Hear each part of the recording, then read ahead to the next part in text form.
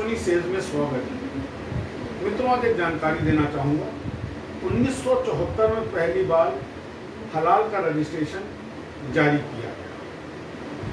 तत्कालीन सरकार को यह आवश्यकता महसूस हुई कि तथाकथित अल्पसंख्यक आबादी को उनके धर्म के अनुसार खाने पीने की चीज़ें मिली। बड़ी अच्छी बात है। ये बात मैं इसलिए आज शेयर कर रहा हूँ आपसे कि मित्रों, आज ही बजरंग दल का एक पोस्टर दिल्ली में चस्पा हुआ जिसमें लिखा था कि दिवाली की खरीदारी हिंदुओं से करें। इस पे सबसे ज़्यादा अल्पसंख्यक प्रेमी और समर्पित पार्टी कांग्रेस ने आपत्ति उठाई। बढ़िया किया। धर्मनिरपेक्ष राज्य में, देश में, लेकिन किसी धर्म विशेष के लिए बात करना नहीं होना चाहिए। मैं इस बात को एग्री करता हूँ। बड़ी अच्छी बात कांग्रेस ने कही। लेकिन मित्रों, 1974 में तब क्या भारत धर्मनिरपेक्ष नहीं था? तब क्या तत्कालीन सरकार को ये नहीं लगा कि इस तरीके के सर्टिफिकेशन के साथ आप एक धर्म विशेष को ज़्यादा महत्व दे रहे हैं अपेक्षाकृत उस धर्म के जो कि हिंदुस्तान की बहुसंख्यक आबादी का धर्म है? आज आपको हर चीज़ पे आपत्ति है। हकीकत तो ये मित्रों कि कांग्रेस को हिंदू शब्द से ही नफरत है। अगर आप कांग्रेस सरकारों का आकलन करें, चाहे वो एजुकेशन को लेके हो, चाहे वो धर्म को लेके हो, हमारे मंदिरों पे आने वाले दान पे टैक्स लेने की बात हो, मज़ार, मस्जिद और चर्च इससे एग्जेम्प्टेड है। हिंदू कोड बिल, धर्मांतरण बिल, क्योंकि सबसे ज़्यादा आबादी जो धर्मांतरित हो रही है वो हिंदुओं की हो रही है। प्रलोभन दे के हो रही है, चाहे मिशनरी कन्वर्ट कर रहे हो, चाहे मौलाना कन्वर्ट कर रहे हो।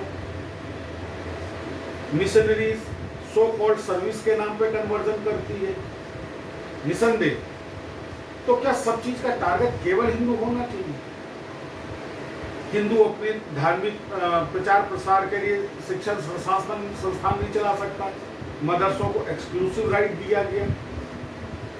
तो ये दोहरी चाल, दोहरी नीति, दोहरी सोच, दोहरी चाल क्यों? एक बड़ा गंभीर विषय है। और अगर इसके अतीत में जाएंगे तो मैं हिंदुस्तान के प्रथम प्रधानमंत्री की एक कथन को कोट करना चाहूंगा जब उन्होंने कहा था कि आई एम एक्सीडेंटली अ हिंदू। जब पहले प्रधानमंत्री की सोच ये हो सकती है तो सोचा जा सकता है तो उसकी पार्टी की सोच क्या होगी। खास करके ये सोच तब से और ज्यादा प्रभावी हुई है जब से कांग्रेस की लीड सोनिया जी के हाथों में आई। क्योंकि सोनिया जी के थॉट्स ही, उनका कल्चर, उनके संस्कार ही हिंदू नहीं है। हिंदुत्व की बात उनको नहीं समझ में आती है और इसी को लेकर के आज भाजपा आगे चल रही है। कांग्रेस को ये समझ में नहीं आता। कारण स्पष्ट है।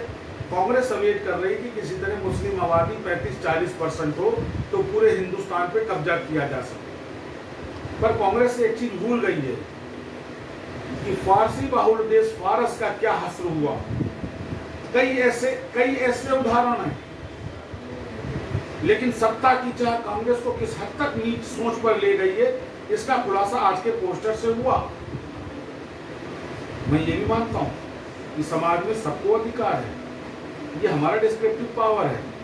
हम किस चीज को लें, किससे लें, कहां लें, क्या लें, कैसे लें, ना लें। लेकिन ऐसा नहीं होना चाहिए। तो मित्रों, ये हलाल का सर्टिफिकेट भी नहीं होना चाहिए। इसलिए नहीं होना चाहिए कि जातीय और धार्मिक विभेद तो आपने 1974 से ही प्रारंभ कर दिया। याद करिए, इस तरह हिंदुस्तान के प्रथम राष्ट्रपति राजेंद्र प्रसाद जी को बार बार नेहरू ने सोमनाथ मंदिर के पुनर्निर्माण और क्या कहते हैं वो उसके पूजन के लिए जाने के लिए रोका था। और उसके बाद उनका क्या हश्र किया कि हिंदुस्तान का प्रथम राष्ट्रपति एक छोटे से घर में उनका देहावसान हुआ। तो इतनी गंदी सोच हम करें तो गलत है और आप करें तो सब कुछ सही है। मित्रों, सोचिए कांग्रेस की सोच को लेकर, सोचिए किस तरफ कांग्रेस ले जा रही है। और कांग्रेस की जो साथी पार्टियां, चाहे वो समाजवादी हो, याद करिए समाजवादी पार्टी के एक नेता का क्या कहना था, मेरी बेटियां केवल मुस्लिम बेटियां। तो जहां राजनीति की सोच इतनी गंदी हो, वहाँ अब हिंदुस्तान के वोटर को, खास करके जो बहुसंख्यक आबादी का वोटर है, उसको सोचना पड़ेगा। विचार करिए मित्रों। एक गंभीर विषय के साथ छोड़ के जा रहा हूँ आपको, फिर मुलाकात करूंगा। नमस्कार।